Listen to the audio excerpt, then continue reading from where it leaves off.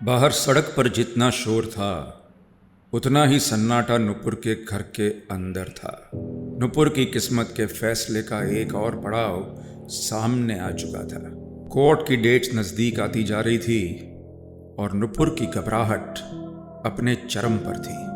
दोपहर की इस खामोशी के बीच नुपुर घर पे बैठे हुए रुचि की केस फाइल्स को बस इस एक उम्मीद के साथ पढ़ रही थी कि कहीं कुछ तो होगा जो शायद अब तक किसी की नज़र में ना आया हो। नुपुर इस असमंजस में ही थी कि अचानक उसके घर की डोरबेल बजी। दरवाज़ा खोलते ही नुपुर की आंखें चौड़ी हो गई। सामने रुचि टंडन खड़ी थी। उसके चेहरे पर एक कुटिल मुस्कान थी, जैसे वो जानती थी कि उसे देखकर नुपुर का यही रिएक्शन होगा। लेकिन नुपुर की आंखों में गुस्सा उतर आया था। उसने तीखी आवाज में कहा, How dare you come here? रुचि ने जैसे नुपुर की बात को अनसुना किया और वो नुपुर को रास्ते से हटाकर घर के अंदर आ गई। रुचि और नुपुर आमने सामने थे। रुचि ने एक हल्की मुस्कान के साथ नुपुर से कहा, मुझे पता है कि तुम मेरे बारे में कहाँ और क्या इन्वेस्टिगेट कर रही हो, लेकिन नुपुर तुम जानती नहीं हो कि मैं क्या क्या कर सकती हूँ। सो save your time and rest, क्योंकि जेल के बेड पर नींद नहीं आएगी तुम्हें। ये बात सुनकर नुपुर के दिल में दफन बातों का कारवां ज़बान तक आ गया। उसने थोड़े गुस्से में रुचि के ऊपर हंसते हुए कहा, तुम्हें मेरी नहीं अपनी चिंता करनी चाहिए रुचि, क्योंकि तुम्हें वो चीज़ कभी नहीं मिलेगी जो तुम चाहती हो। नुपुर अब रुचि की बहुत पास खड़ी थी। उसकी आंखों में आंखें डालकर नुपुर ने कहा, आई नो तुम मेरी जगह लेना चाहती हो, लेकिन मेरी स्टाइलिस्ट हायर करके मेरे जैसे कपड़े पहनकर तुम नुपुर नहीं बन सकती। ब्रांडेड आइटम्स की बाजार में मिलने वाली एक चीप कॉपी हो तुम। आई टेल यू रुचि, इस फेम की आदत मत पड़ने देना खुद को, क्योंकि मेरी पहचान और मेरी फेम मैं वापस लेकर रहूंगी। क्योंकि इस दुनिया में सिर्फ एक नुपुर हो सकती है और वो नुपुर मैं हूँ। ये सुनकर रुचि के चेहरे की मुस्कान हवा हो गई। उसके हाथ गुस्से से कांपने लगे। नुपुर उसके चेहरे पर उभरता हुआ पागलपन साफ देख सकती थी। रुचि उसी वक्त कुछ करना चाहती थी, मगर उसने नुपुर से बस इतना कहा, तुम्हें ये नहीं कहना चाहिए था नुपुर। अब बस तुम देखती जाओ कि मैं क्या करती हूँ। आई विल मेक श्योर तुम इतना तड़पो जितना अभी तक नहीं तड़पी हो। Brace yourself Nupur, the worst is yet to come. Nupur को धमकी देकर रुचि वहां से वापस चली गई। नुपुर के कानों में रुचि की धमकी की गूंज कम ही हुई थी कि उसका फोन बज उठा। ये समीर का फोन था। Nupur, can you please come to the station? Yash से तुम्हारी मीटिंग के बारे में कुछ जानना था मुझे। नुपुर ने कहा, यस मैं अभी आती हूँ। नुपुर ने फ़ोन काटा और वो अंदर बेडरूम में गई। वहाँ गीता सो रही थी। नुपुर ने उसे उठाया और कहा, माँ मैं समीर से मिलने पुलिस स्टेशन जा रही हूँ। I will be back in some time. Geeta ने हामी में सर हिलाया और फिर नुपुर अपना बैग उठाकर घर से निकल गई। इस वक्त रुचि ऋत्विक के साथ उसके घर पर ही थी। ऋत्विक के मन में बार बार समीर की वही बात घूम रही थी, be careful, she is dangerous Ritwik. जब से रुचि मैनचेस्टर से लौटी थी उसने अब तक ऋत्विक से ठीक से बात नहीं की थी, लेकिन ऋत्विक के मन में उठ रहे सवाल अब उफान पर थे और उसे रुचि से बात करनी ही थी। रुचि इस वक्त अपने कमरे में बैठी लैपटॉप पर फैशन शो के फोटोज देख रही थी कि तभी वहां ऋत्विक आ गया। उसके चेहरे पर परेशानी के बादल छाए हुए थे। उसने एक झिझक के साथ रुचि से कहा, यह यश जोशी कौन है? रुचि के चेहरे पर अचानक सन्नाटा छा गया। उसने थोड़ी सहमी हुई आवाज में कहा, यश मेरा एक्स हस्बैंड था, पर तुम क्यों पूछ रहे हो? ऋत्विक ने थोड़े गुस्से में जवाब दिया, कल इंस्पेक्टर समीर यहाँ आया था। उसने मुझे बताया कि यश का किसी ने मर्डर कर दिया है। कब बताने वाली थी तुम मुझे अपने और यश के बारे में? रुचि ने सहमी आवाज में कहा, यश के मर्डर के बारे में मुझे भी कल ही पता चला, but I am so sorry Ritwik, मैंने तुम्हें यश के बारे में नहीं बताया। मैं अपने पास्ट को सामने लाकर अपने प्रेजेंट को ख़राब नहीं करना चाहती थी। ऋत्विक ने थोड़ा सोचते हुए कहा, आई डोंट नो रुचि, लेकिन जब भी मैं तुम्हें देखता हूँ तो लगता है जैसे तुम वो नहीं हो जिसे मैंने उस वक्त हॉस्पिटल में देखा था। तुम कोई और ही हो। तुम्हारे आसपास कुछ ना कुछ गलत होता रहता है और आजकल तो हम ठीक से बात तक नहीं करते। इसलिए रुचि, मैं सोच रहा था। इतना बोलकर ऋत्विक रुक गया। रुचि ने आवाज़ में परेशानी के साथ पूछा, क्या सोच रहे थे? इस पर ऋत्विक ने नज़रें चुराते हुए जवाब दिया, आई वॉज थिंकिंग कि अब हमें साथ में इस तरह नहीं रहना चाहिए। I think you should find your own place. Ruchi को विश्वास नहीं हुआ कि ऋत्विक उसे वहाँ से चले जाने को बोल रहा था। ये सुनकर रुचि की परेशानी आंसू बन आंखों से बहने लगी। उसने सिसकते हुए कहा, तुम भी मुझे छोड़ना चाहते हो? Ritwik, I really like you. माना मैं थोड़ी जिद्दी हूँ, गुस्से वाली हूँ, लेकिन इसका मतलब ये तो नहीं कि सब लोग मुझे छोड़कर चले जाए। और अब तुम भी वही कर रहे हो। ऋत्विक बस यूं ही खड़ा रुचि की बातें सुन रहा था। उसके चेहरे पर हमदर्दी का एक कतरा भी नहीं था। रुचि ने आगे कहा, नुपुर ने जो मेरे साथ किया उसका दर्द अभी कम नहीं हुआ है और अब तुम भी मुझे अपने से दूर कर रहे हो। अगर तुम्हें मुझसे कोई प्रॉब्लम है तो बोलो मुझसे, मैं बदल जाऊंगी, लेकिन इस तरह मुझे अपने से दूर मत करो। I thought we had something special going. इतना कहकर रुचि ऋत्विक के बिल्कुल पास आ गई। उसकी सांसें ऋत्विक की सांसों के साथ टकरा रही थी। रुचि ने आगे कहा, बताओ मुझे, तुम्हें नहीं लगता कि हमारे बीच कुछ है, कुछ ऐसा जो तुम्हारे और नुपुर के बीच में भी नहीं था? ऋत्विक रुचि की बातों में जैसे खोता चला जा रहा था। उसने अपनी आंखें बंद की और उसने रुचि को गले लगा लिया और आवाज में एक शर्मिंदगी के साथ बोला, आई डोंट नो मैं क्या सोच रहा था। तुम कहीं नहीं जाओगी, ओके? यहीं रहोगी मेरे साथ। और ऋत्विक को गले लगाते ही रुचि के चेहरे का वो नकाब कहीं गायब हो गया और पीछे रह गई उसकी वो कुटिल हंसी और आंखों में पागलपन। वो जानती थी ऋत्विक को कैसे अपने काबू में करना है। दोपहर में गीता घर पर अकेली थी। वो नुपुर के जाने के बाद अपना मन बहलाने के लिए किचन में काम कर ही रही थी कि अचानक उसका फोन बजा। ये कोई अननोन नंबर था। गीता ने फोन उठाया तो दूसरी तरफ से आवाज आई, माँ, मैं नुपुर बोल रही हूँ। एक्चुअली मैं बाहर आ गई थी और मेरे फोन की बैटरी डाउन हो गई है। गीता ने चिंता भरी आवाज में कहा, बेटा तुम ठीक तो हो ना? और ये किसके नंबर से फोन किया है तुमने? नुपुर ने समझाते हुए कहा, हाँ माँ, मैं बिल्कुल ठीक हूँ। एक्चुअली मैं विक्टोरिया पार्क के पास थी और मैं सोच रही थी कि आप भी यहाँ आ जाती तो हम थोड़ा घूम लेते। एक्चुअली जब से आप आई हैं हम सिर्फ केस की ही बातें कर रहे हैं और केस का डिसीजन आए उसके पहले I wanted to spend some time with you माँ। गीता के चेहरे पर अचानक चिंता का भाव आ गया। उसने धीमी आवाज में कहा, ऐसा क्यों बोल रही हो नुपुर? जो होगा अच्छा ही होगा। You don't worry about it. और तुम घर आ जाओ, हम ठीक से बातें करेंगे। नुपुर ने थोड़ा झिझकते हुए कहा, नहीं माँ, घर पर रहो तो वही सारी बातें दिमाग में घूमती रहती है। थोड़ा बाहर घूमेंगे तो मन हल्का हो जाएगा ना।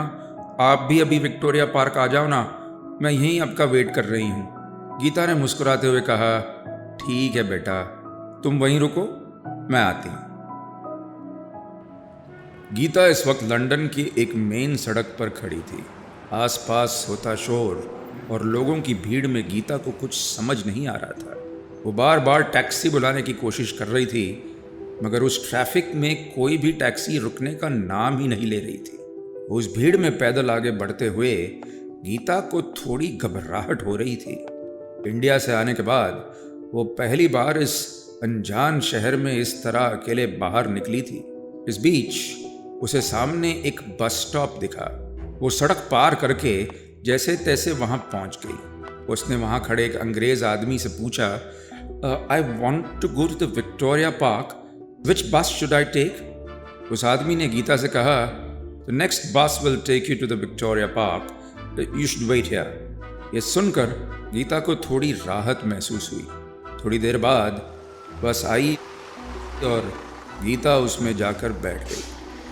आसपास बैठे फॉरेनर्स के बीच गीता को थोड़ा अजीब लग रहा था, मगर वो अपनी घबराहट छुपाने की पूरी कोशिश कर रही थी। बस को चले अभी कुछ ही मिनट हुए थे कि तभी गीता के पास नुपुर का फ़ोन आया। फ़ोन उठाते ही गीता ने कहा, हाँ नुपुर बेटा, कैब नहीं मिली तो मैं बस से आ रही हूँ, शायद 15-20 मिनट में पहुँच जाऊँगी। लेकिन उधर से नुपुर की परेशान आवाज़ आई, कहाँ पहुँचने वाली हैं आप माँ? गीता ने हंसते हुए कहा, क्या मजाक कर रही हो बेटा, अभी तूने ही तो कॉल करके मुझे विक्टोरिया पार्क आने को बोला।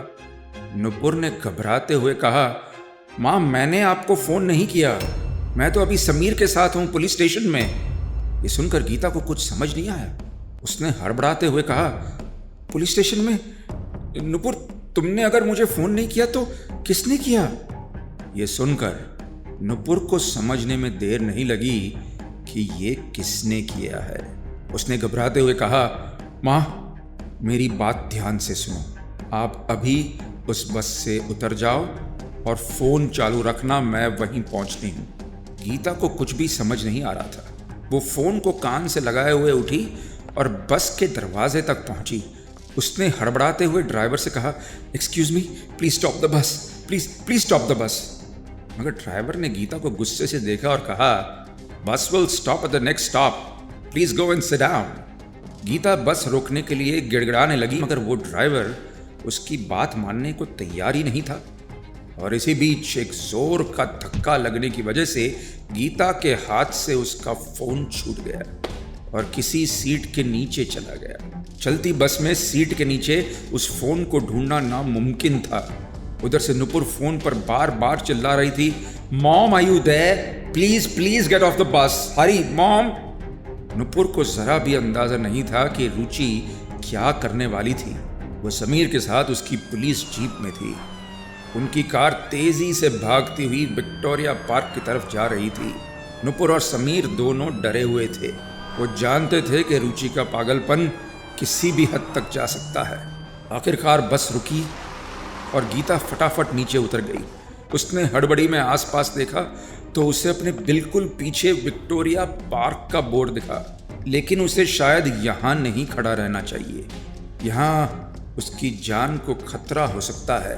वह उस जगह से थोड़ा दूर जाना चाहती थी।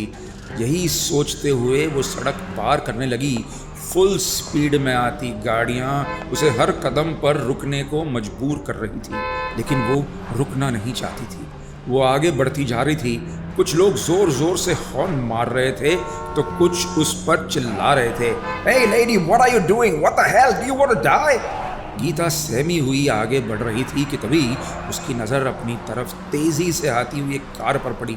उस कार में रुचि थी। गीता के पैर वहीं जड़ हो गए। रुचि की कार और गीता के बीच कुछ ही दूरी का फासला बचा था।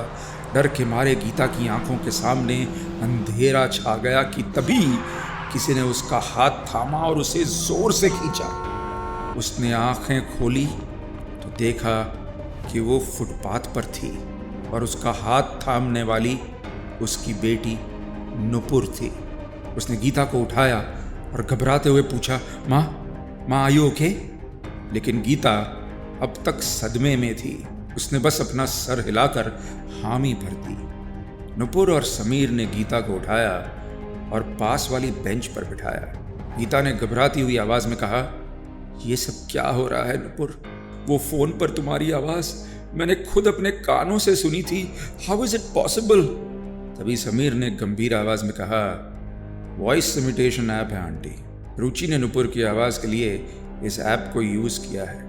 आई एम श्योर इसके लिए उसने किसी की हेल्प ली होगी, but this time she has literally crossed all her limits. Ritwik थका हुआ अपने घर में दाखिल हुआ। आज दिन भर वो एक फ़ोटो शूट में बिजी था, लेकिन जैसे ही अपने कमरे में घुसा उसके कदम रुक गए। उसकी कबर्ड खुली हुई थी, पर ऐसा कैसे हो सकता है? कबर्ड की चाबी तो उसके पास थी। ऋत्विक समझ गया कि किसी ने उसकी कबर्ड को ज़बरदस्ती खोला था। उसने हड़बड़ी में कबर्ड का एक छोटा सा ड्रॉर खोलकर देखा तो उसे एक धक्का लगा। उस ड्रॉर में रखे सारे इंपॉर्टेंट पेपर्स गायब हो गए थे, जिनमें से एक ऋत्विक का पासपोर्ट और वर्क परमिट का डॉक्यूमेंट था। ये देखकर उसके चेहरे का रंग उड़ गया। उसकी घबराहट जायज थी, क्योंकि अगर गलती से भी उसका पासपोर्ट और वीज़ा गुम हो गया तो उसका लंदन में रहना मुमकिन नहीं है। ऋत्विक ने रुचि को आवाज़ लगाई, रुचि, आर यू देयर? लेकिन पलटकर कोई जवाब नहीं आया। ऋत्विक ने रुचि को सारे घर में ढूंढा, मगर रुचि कहीं नहीं थी। ऋत्विक ने कांपते हाथों से रुचि को फोन लगाया और कहा, रुचि, तुमने मेरा पासपोर्ट देखा है? रुचि ने हल्का हंसते हुए कहा, don't worry Ritwik, your passport is safe with me. इस बार ऋत्विक की आवाज में घबराहट के साथ थोड़ा गुस्सा भी था। जब उसने कहा, ये क्या मजाक है रुचि, मेरा पासपोर्ट तुम्हारे पास क्यों है? रुचि की आवाज में एक जुनून था जब उसने कहा, तुम्हें खुद से दूर कहीं नहीं जाने दूंगी मैं। ऋत्विक को कुछ समझ नहीं आया, मगर रुचि की वो आवाज सुनकर ऋत्विक के जिस्म में एक सिरन सी दौड़ गई। उसने थोड़ा घबराते हुए कहा, रुचि, ये क्या बोल रही हो तुम? Without my passport I can be in big trouble. Just tell me, मेरा पासपोर्ट कहाँ है प्लीज। ये सुनकर रुचि ने कहा, तुम्हें अपने पास रखने के लिए तुम्हारे उन इम्पॉर्टेंट पेपर्स को तो मेरे पास ही रहना होगा ना, और अब तुम मुझे जान ही गए हो तो ये भी समझ लो कि अगर तुमने पुलिस को कुछ भी बताने की कोशिश की तो अपने पासपोर्ट को हमेशा हमेशा के लिए गुड बाय कर दो।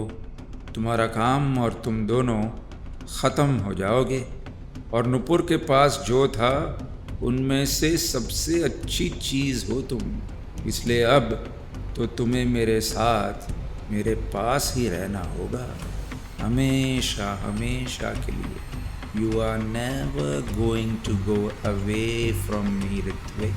हमेशा हमेशा मेरे पास रहोगे।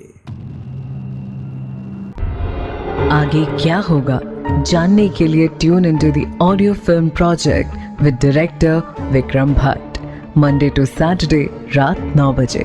साथ ही से सुनिए रेड एफएम इंडिया और सभी लीडिंग पॉडकास्ट ऐप्स पर। रेड एफएम पर जाते रहो।